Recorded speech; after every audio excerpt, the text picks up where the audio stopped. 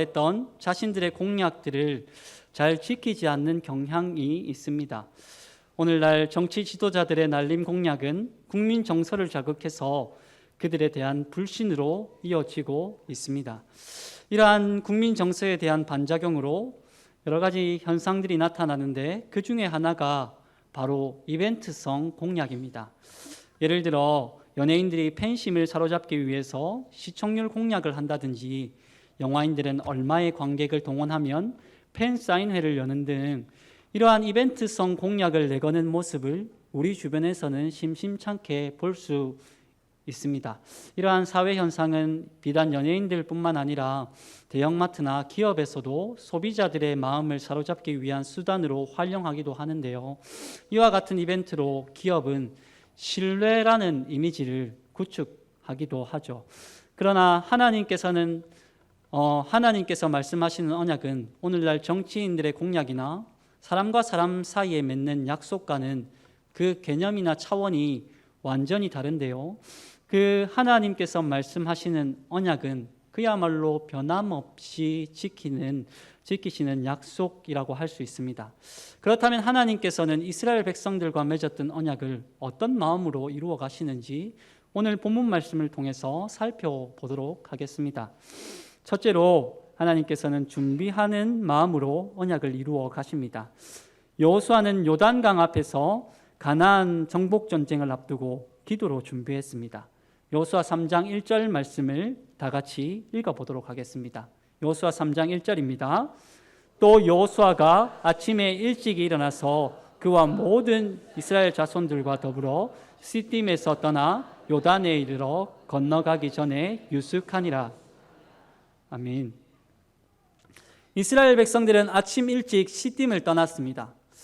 시딤에서 요단강까지의 거리는 불과 10km밖에 되지 않는 짧은 거리였습니다.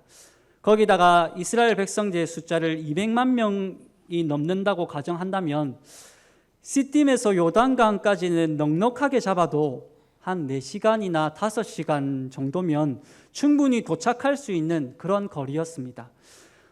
시딤에서 출발한 이스라엘 백성들은 반나절만 소요해도 충분히 요단강까지 도착할 수 있는 그런 거리였습니다. 이스라엘 백성들은 그렇게 요단강에 도착해서 짐을 풀고 사흘 동안 유숙하기로 결정하는데요. 그렇다면 여호수아가 요단강을 건너지 않고 굳이 사흘이라는 시간을 머물렀던 이유가 무엇이겠습니까? 왜냐하면 여호수아는 요단강에서 이스라엘 백성들의 마음을 점검하고 준비할 시간이 필요했기 때문입니다. 가장 먼저 요단강을 건너가기 전에 여호수아 자신의 마음을 하나님 앞에서 말씀으로 준비할 시간이 필요했던 것입니다. 여호수아 1장 8절에서 9절 말씀을 다 같이 읽어보도록 하겠습니다. 여호수아 1장 8절에서 9절 말씀입니다. 이 율법책을 내 입에서 떠나지 말게 하며 주야로 그것을 묵상하며 그 안에 기록된 대로 다 지켜 행하라. 그리하면 내 길이 평탄하게 될 것이며 내가 형통하리라. 내가 내게 명령한 것이 아니냐? 강하고 담대하라. 두려워하지 말며 놀라지 말라. 내가 어디로 가든지 내 하나님 여호와가 너와 함께 하느니라 하시니라. 아멘. 여호수아는 가나안 정복 전쟁을 앞두고 이스라엘 백성들을 어떻게 인도할 것인지 두렵고 떨리는 마음을 진정시키고 모세가 죽은 후에 주셨던 하나님의 말씀을 되새겼을 것입니다. 그리고 앞으로 펼쳐질 전쟁에 대해서도 이스라엘 백성들을 어떻게 가나안 땅으로 인도할 것인가, 그렇게 막연하게 다가오는 두려운 마음을 가다듬었을 것입니다. 그리고 전쟁을 앞두고 엄습해오는 두려운 마음도 요단강 앞에서 주님께서 주셨던 강하고 담대하라는 말씀으로 가다듬었을 것입니다. 왜냐하면 전쟁은 여호와께 속한 것이기 때문입니다. 이처럼 우리도 인생을 살아가다 보면 요단강과 같은 한 치 앞도 보이지 않는 상황을 만날 때가 있습니다. 그럴 때 우리에게 요구되는 마음은 강하고 담대한 마음입니다. 무엇보다 주님의 말씀을 붙들고 나아갈 때 우리 삶에 당면한 문제들, 그리고 어려운 현실을 이겨낼 수 있을 줄 믿습니다. 그리고 여호수아가 요단강 앞에서 사흘 동안 머물렀던 이유가 무엇이냐면 이스라엘 백성들의 마음도 준비시킬 시간이 필요했습니다. 물론 여호수아가 인도하는 세대들은 과거 광야 1세대와는 다른 세대들이었습니다. 흔히 여호수아 세대를 광야 2세대라고도 하는데요. 그들은 더 이상 가나안 땅에 들어가는 것을 주저하거나 두려워하는 세대는 아닙니다. 그렇다고 해서 여호수아 세대가 광야 1세대처럼 가나안 땅에 정탐꾼을 보내지 않았다거나 아무런 사전 조사도 하지 않은 그런 세대는 아닙니다. 여호수아 세대도 가나안 땅을 정복하기 전에 2명의 정탐꾼을 가나안 땅에 먼저 보냈습니다. 그러나 이전 세대와 차이점이 있다면 가나안 족속을 크게 두려워하지 않았다는 것입니다. 그래서 정탐꾼도 2명만 보냅니다. 가나안 땅을 꼼꼼히 정탐하는 데는 이 2명의 정탐꾼들이 조금 실패하고 말죠. 어디서 가나안 땅을 정탐한다는 정보가 새어나갔는지는 잘 모르지만 정탐꾼들이 가나안 땅을 탐지하러 왔다는 소식이 가나안 땅을 지키는 경비병들에게 그 정보가 들어가고 맙니다. 그래서 정탐꾼들이 급하게 몸을 숨긴 곳이 바로 성벽에 붙어있는 기생 라합의 집이었습니다. 그런데 그 2명의 정탐꾼들은 기생 라합의 집에서 실로 놀라운 소식을 접하게 됩니다. 여호수아 2장 10절에서 11절 말씀에 이렇게 말씀하고 있는데 우리가 한번 읽어보도록 하겠습니다. 무엇이라고 말씀하고 있냐면 이렇습니다. 이는 너희가 애굽에서 나올 때 여호와께서 너희 앞에서 홍해물을 마르게 하신 일과 너희가 요단 저쪽에 아모리 사람의 2왕 시온과 옥에게 행한 일 곧 그들을 전멸시킨 일을 우리가 들었음이니라.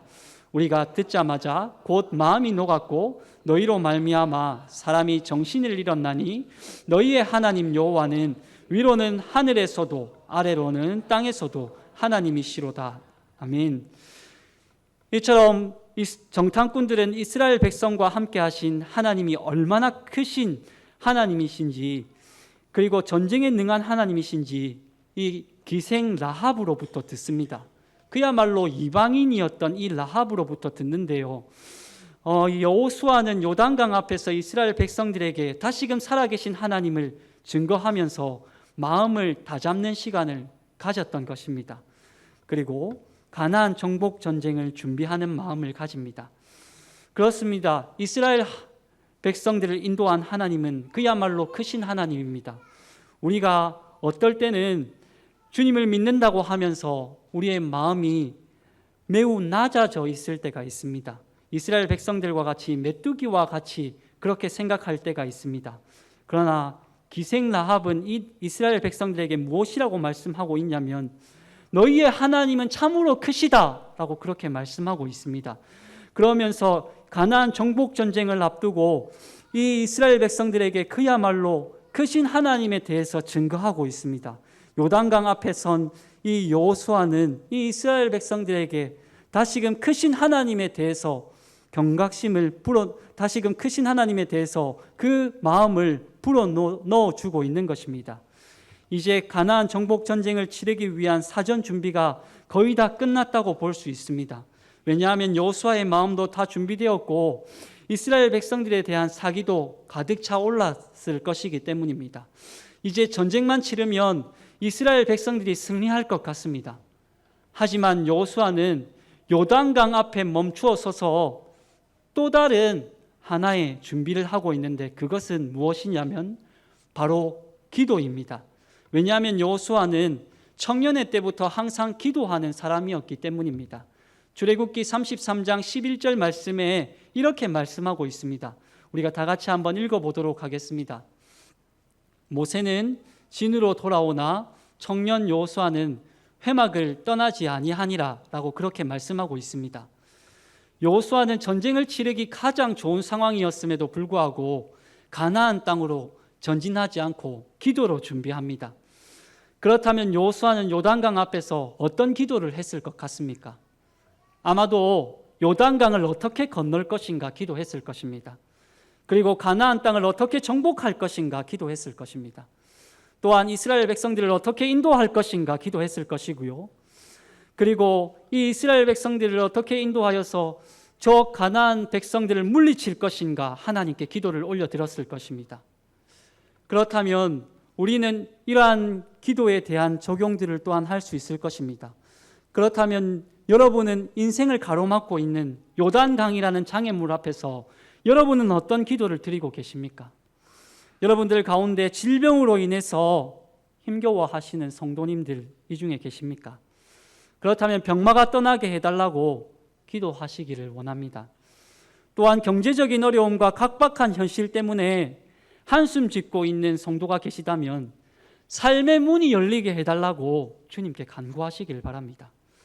그리고 영적인 문제가 풀리지 않아서 아무리 기도해도 답답한 마음이 가시지 않는 성도님들이 계시다면 하나님 앞에서 이 영적인 문제와 그리고 또한 여러 가지 관계적인 문제가 열리게 해달라고 간절히 주님 앞에 기도하시기를 소망합니다. 이처럼 우리는 무슨 일을 만나든지 기도하는 삶을 살아야 합니다. 그때 주님께서 우리의 기도를 들으시고 하늘의 문을 여시고 기도의 응답을 우리 가운데 허락하실 줄 믿습니다. 주님께서는 기도에 신실하게 응답하시는 분이라는 것을 오늘 이 시간 우리는 기억해야 할 것입니다. 그분이 바로 우리의 하나님이십니다. 그렇다면 이스라엘 백성들은 어떤 마음으로 언약을 이루어 갑니까? 둘째로 성결한 마음으로 언약을 이루어 갑니다. 하나님의 기적을 경험하기 위해서는 성결한 마음으로 주님의 언약을 이루어 가야 합니다.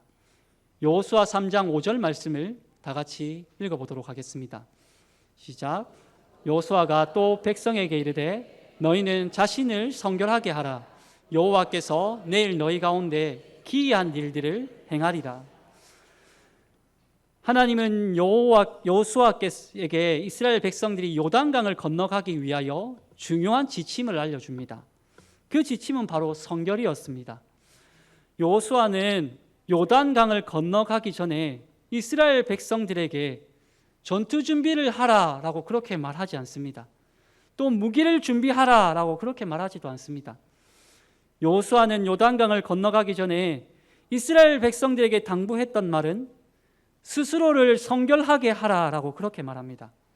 그리고 앞으로 기이한 일이 일어날 것인데 이 일에 대비하라고 그렇게 말합니다.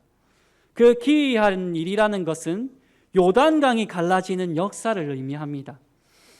이처럼 요단강이 갈라지는 역사가 일어나기 전에 여호수아는 이스라엘 백성들에게 성결할 것을 당부하고 있는 것이죠. 성결함을 준비하라고 말합니다. 하나님께서는 죄악의 도성이었던 가나안 땅을 심판하기에 앞서서 하나님의 도성으로 변화시키기를 원하실 때 이 이스라엘 백성들이 성결하기를 원하셨던 것입니다. 하나님은 가나안 땅에 대한 심판의 도구로 누구를 사용하셨냐면 바로 이스라엘 백성들을 사용하기를 원하셨던 것입니다. 그런데 하나님께서 이스라엘 백성들에게 요단강을 건너기 전에 다시 한번 성결, 즉 거룩을 당부하시고 원하셨던 것입니다. 그리고 요단강을 지나갈 때 가장 먼저 앞세웠던 것이 무엇이냐면 바로 언약궤였습니다. 이스라엘 백성들은 하나님의 임재로 가득한 언약궤가 지나갈 때 성결하지 않는 자, 거룩하지 않는 자는 죽을 수도 있었기 때문에 그 무엇보다도 이스라엘 백성들에게 성결할 것, 거룩할 것을 당부하고 있습니다. 과거 구약에서는 주님의 임재가 머무는 곳에 죄로 인하여 성결하지 못한 자가 있으면 죽음을 면치 못했기 때문에 먼저 성결할 것을, 거룩할 것을 계속해서 당부하고 있는 것입니다. 오늘날 우리가 주일날 예배하러 나아갈 때도 마찬가지입니다. 우리가 성결한 마음으로 예배를 드리러 나아가야 하는 이유는 예배라는 공간, 그 공간은 바로 우리가 예배하러 나아가는 것은 살아계신 하나님을 만나러 나아가는 현장이기 때문에 우리가 예배를 준비할 때도 성결한 마음으로, 거룩한 마음으로 나아가야 한다는 것입니다. 우리가 주님을 사모하는 마음으로 예배 드리러 나아갈 때 하나님께서 이 예배의 현장 가운데 그야말로 기이한 일을 일으키실 줄 믿습니다. 그 기이한 일은 예수 그리스도를 만나는 일이며 믿지 않는 성도들이 예수 그리스도를 영접하는 일이며 예배 안에서 참 기쁨을 누리는 일입니다. 오늘 이 시간 우리가 예배 드릴 때 하나님께서 여러분 가운데, 여러분의 삶 가운데 그야말로 기이한 일을 펼치실 것을 믿으시기를 소망합니다. 그 간절하게 그렇게 사모하는 심령으로 나아갈 때 우리가 주님을 만나면 나아갈 줄 믿으시기를 소망합니다. 세계 어느 교회사에서 유래를 찾아볼 수 없는 부흥운동이 1907년 평양에서 일어났습니다. 평양에서 일어난 평양 대부흥운동은 바로 원산에서 시작된 하디 선교사의 기도회에서 비롯되었습니다. 하디 선교사는 원산에서 복음을 증거했는데요. 그러나 복음 증거에 진전이 없자 그 마음 가운데 큰 낙심이 찾아오게 되었습니다. 그러던 어느 날 매주 다른 선교사들과 돌아가면서 기도회를 이렇게 인도하던 중에 자신의 차례가 되었을 때 이런 내용의 회개 기도를 했습니다. 어떻게 기도를 했냐면, 저는 하나님 앞에서 불충을 저질렀습니다. 성령께서 임하셔서 저에게 명하신 것은 조선 땅에서 선교사의 삶을 살게 하는 것입니다. 그러나 제가 조선 땅에서 순종하는 마음으로 복음을 전해 보았더니 스스로 돌이켜 보았을 때 실패했다는 사실을 깨닫게 되었습니다.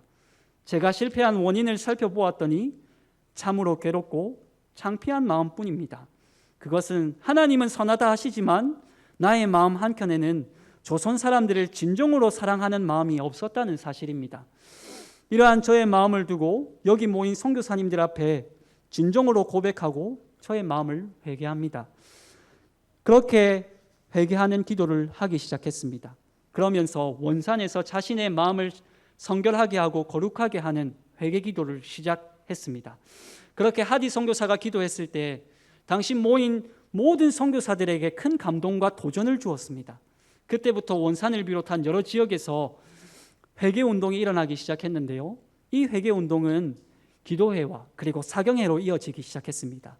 그 회개 운동이 1907년 평양에서 장대현 교회라는 곳에서 꽃이 피워지기 시작했고, 이것은 평양 대부흥운동의 원동력이 되었던 것입니다. 그래서 이 평양 대부흥운동은 그야말로 세계에서 유래를 찾아볼 수 없는 회개운동으로 그렇게 꽃이 피어났던 것입니다. 이처럼 우리에게 진정한 영적인 변화가 일어나기 위해서는 우리의 마음을 성결하게 하는 진정한 회개가 동반되어야 한다는 것입니다. 왜냐하면 하나님은 어떤 분이시냐면 거룩하신 분이기 때문입니다. 오늘 이 시간 우리도 주님을 예배하면서 우리의 마음 가운데 다시금 성결하고 그리고 또한 거룩하게 되기를 원하시는 그러한 분이 있다면 오늘 이 시간 주님을 예배하는 이 공간 가운데 나왔을 때 다시금 그 옛날 우리가 주님을 갈망하며 나아가던 그런 어떤 마음이 다시금 회복되어지기를 소망합니다. 그때 하나님께서는 은혜를 부어주실 것이고 하나님께서 역사하실 것입니다. 그것이 바로 예배입니다. 우리는 예배가 회복되어지기를 소망해야 되며 그리고 또한 예배 가운데 하나님을 만나기를 소망해야 될 것입니다. 그때 하나님께서 역사하실 것입니다. 하나님께서 놀랍게 은혜 부어주시기를 간절히 소망하는 마음으로 나아가시기를 소망합니다. 셋째로 주님을 따라서 언약을 이루어 가야 합니다. 언약을 이루기 위해서는 앞서가시는 주님을 따라가야 합니다. 여호수아 3장 6절 말씀을 다 같이 읽도록 하겠습니다. 여호수아 3장 6절입니다. 여호수아가 또 제사장들에게 말하여 이르되 언약궤를 메고 이스라엘 백성에 앞서 건너라 하며. 아멘. 하나님은 여호수아에게 요단강을 건너갈 때 누구부터 건너가야 하는지 알려줍니다. 제일 선두에 레위 제사장들이 언약궤를 메고 요단강을 건너가도록 그렇게 지시하고 있습니다. 그리고 그 거리를 2000규빗 정도 두고 이스라엘 백성들이 언약궤를 바라보게 하도록 하죠. 왜냐하면 언약궤가 의미하는 것은 하나님의 임재를 상징하기 때문입니다. 그리고 앞서가는 언약궤는 또 무엇을 의미하냐면 하나님과 이스라엘 백성이 맺었던 약속을 상징합니다. 그렇게 하나님과 맺은 언약을 어떻게 이루어 가는지 모든 이스라엘 백성들이 바라보도록 하십니다. 창세기 15장 18절 말씀에는 이렇게 말씀하고 있습니다. 그날에 여호와께서 아브라함과 더불어 언약을 세워 이르시되 내가 이 땅을 애굽강에서부터 그 큰 강 유브라데까지 내 자손에게 주노니라고 그렇게 말씀하고 있습니다. 이와 같이 하나님께서는 아브라함에게 가나안 땅을 주겠다고 약속하신 언약을 여호수아 때에 이르러서 지키고 있습니다. 하나님께서 언약의 신실하신 분이시라는 것을 어떻게 이루어 가냐면 언약을 든 제사장들이 요단강을 먼저 건너갑니다. 그때 언약궤를 든 제사장들이 요단강을 건너갈 때 어떤 역사가 일어나냐면 요단강이 갈라지는 그야말로 기이한 역사가 일어납니다. 제사장들이 지나갈 때 요단강이 갈라졌을 때와 모세가 홍해를 건너갈 때 홍해가 갈라졌을 때의 차이점이 하나 있습니다. 그 차이점이 무엇이냐면 모세가 홍해를 건널 때는 모세가 이렇게 지팡이를 들었을 때 그때 홍해물이 다 갈라지고 난 뒤에 모세도 건너고 이스라엘 백성들도 그렇게 홍해가 갈라진 그 마른 땅을 지나가면 되었습니다. 그러나 요단강을 건널 때는 좀 다릅니다.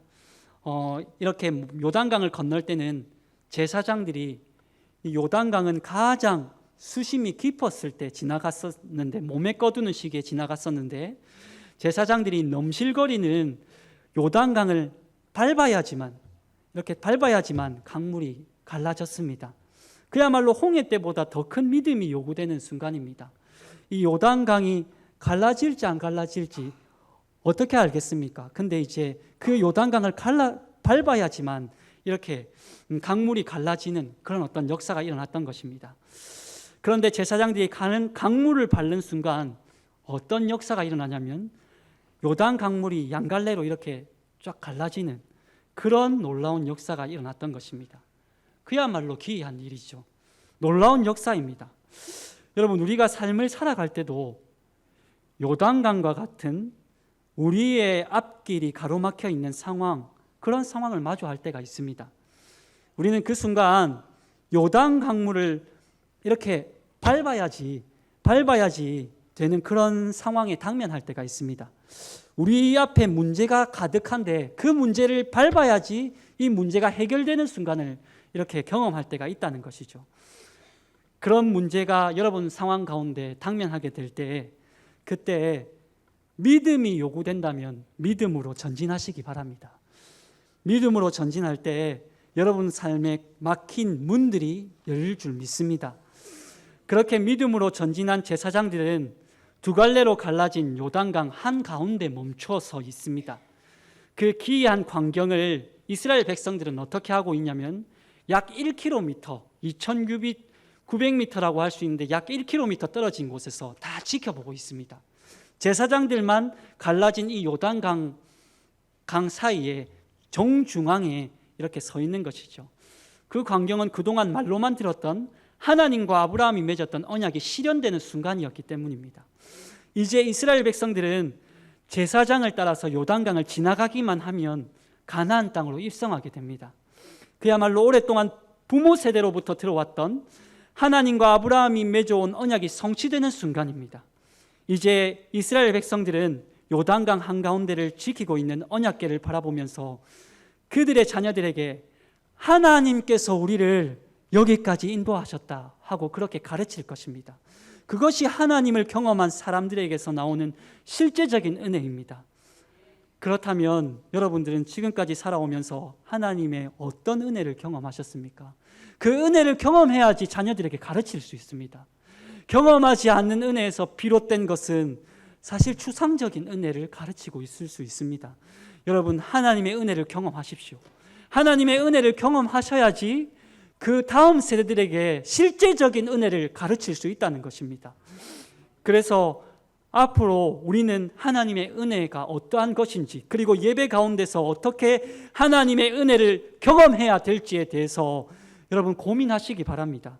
그때 다음 세대들에게 하나님 우리에게 이렇게 은혜를 베푸셨구나 하는 것에 대해서 가르칠 수 있다는 것입니다. 여러분 역시 지금까지 지내오면서 하나님의 크신 은혜를 많이 경험하셨을 것입니다. 여러분이 경험하신 그 은혜를 목장에서 나누시고 주일 학교에서 나누십시오. 여러분이 체험하고 그리고 경험했던 은혜를 통해서 또 다른 세대들이 하나님이 이런 분이구나 하고 그렇게 배워갈 것입니다. 이 요단강을 건너고 나서 이들이 기념비를 세웁니다. 하나님께서 이렇게 인도하셨구나 하는 것에 대한 기념비를 세웁니다. 여러분들의 나름대로의 기념비를 여러분 가정이나 목장이나 우리 교회에 세우시기를 바랍니다. 그렇다면 우리는 여기서 한 가지 질문을 던질 수 있어야 합니다. 하나님께서 그렇게 죄 많은 이스라엘 백성들에게 아브라함과 맺었던 그 언약을 지켰던 이유는 무엇입니까? 그것은 신명기 9장 5절에서 6절 말씀에서 말씀하고 있습니다. 다 같이 한번 읽어보도록 하겠습니다. 시작.